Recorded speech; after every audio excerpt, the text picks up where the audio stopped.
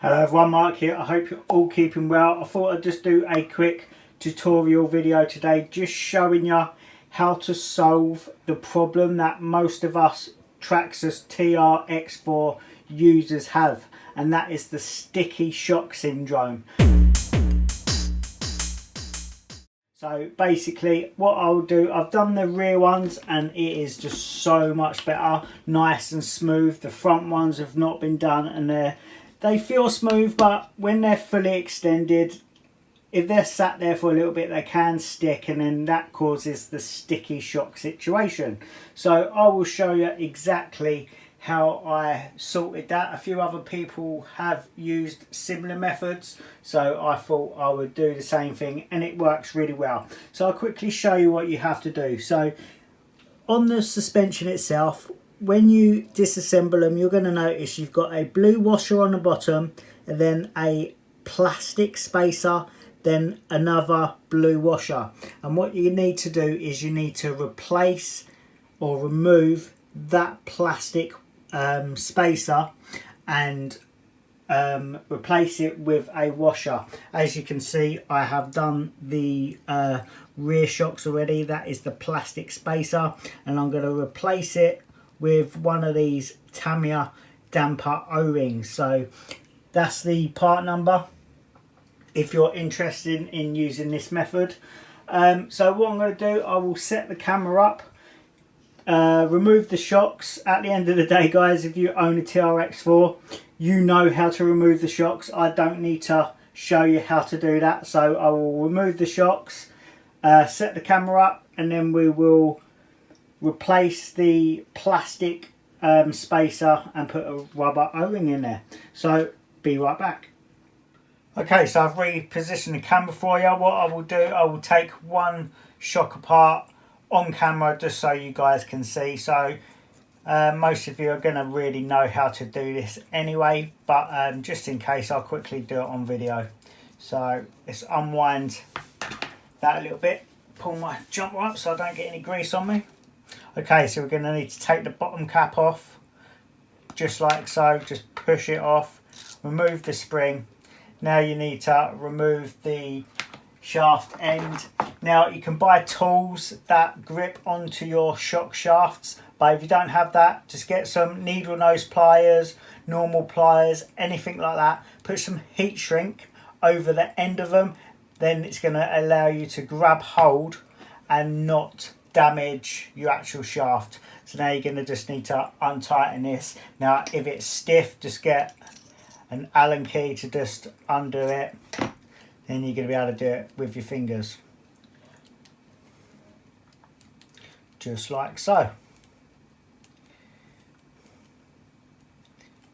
There we go. Then we're going to remove the top cap, just like that.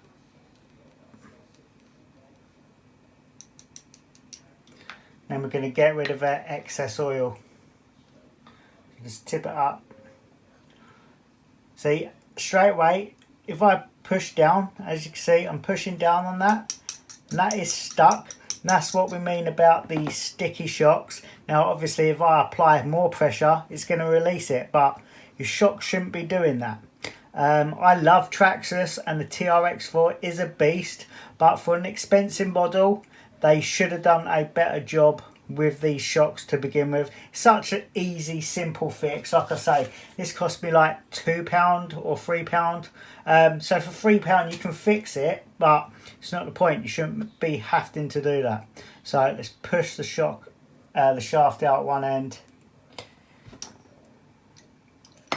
just like so, and that is it. All right. So remove that, undo the bottom cap, and then you're going to see your washers.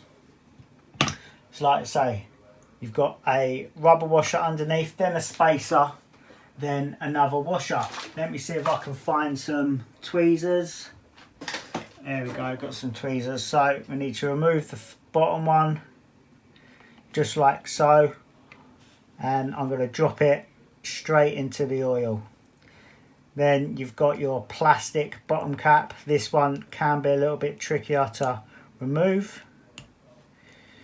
So let's get that out. As you can see there, solid plastic. So when you actually tighten this up, it bites down too much on the shaft and pins it into place. So we don't want that. Then you've got another blue washer on the inside. Just like so. Hopefully I can get it out. There we go. Just like so. And once again, I'm going to just dunk it straight in the old shock oil. Right, let's open this packet. I'm going to open a packet of Tamiya O-rings here, the damper O-rings. Try and remove these. Fingers are already greasy as hell. I just don't like wearing gloves when working on the vehicles. I will if I have to, but to me they just get in the way. But I can see why people do it.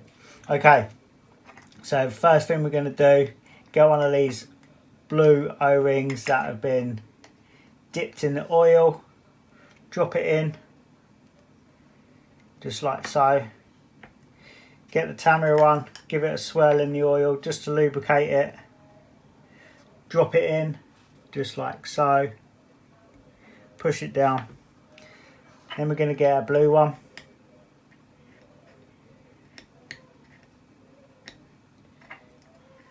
Hopefully we can pull it out. Drop that on and push it down. Push it all the way down so it's nice and tight. Then obviously get a shaft and we're going to just feed it through the end. Hold your finger on the end so you don't push out your rubber O-rings. Gently push that through. Pull it over and then that's it. Job done. So now we're going to put a cap back on, tighten that up.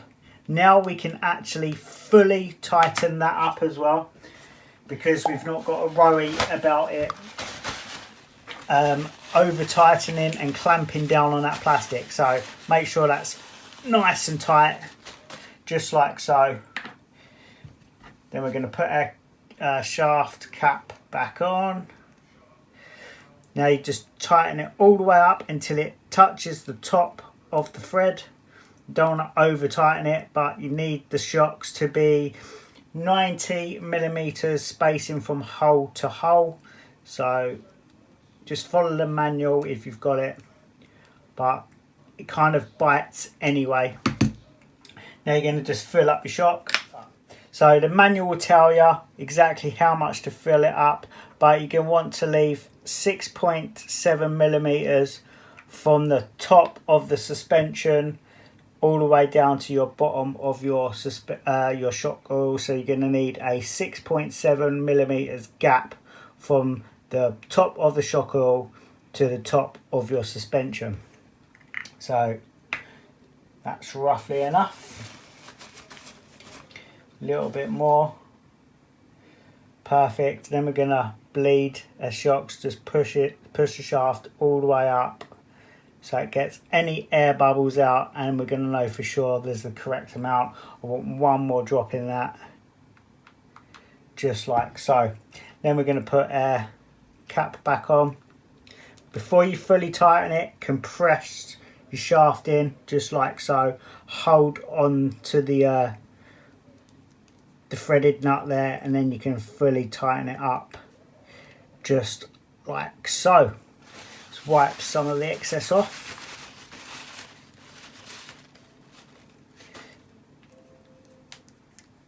Hands are all oily now. So basically you should be able to fully compress your shock and then release it, and it should pop out just a little bit, just like so, and then you know you've got it all done up nice and tight, not overfilled, not underfilled.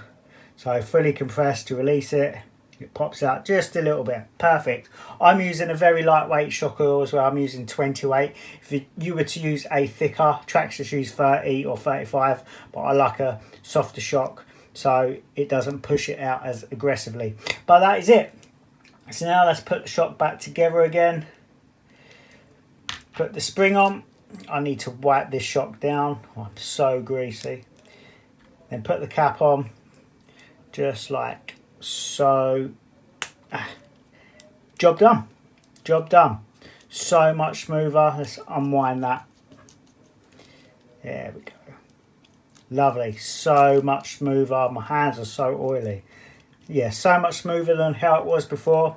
That's going to stop any sticky shocks, and they don't leak as well. I've not had them leak since I've been doing this, so awesome, job done. So what I'm going to do, I will put the shocks back on the truck and then I'll come back to you. So I decided just to take the TRX4 out for a test run after fitting the shocks, and I was pleasantly surprised. It felt so much smoother to drive. I was really impressed, and I've been using this method now for well over a month, and I've not had any leaking in any of my shocks.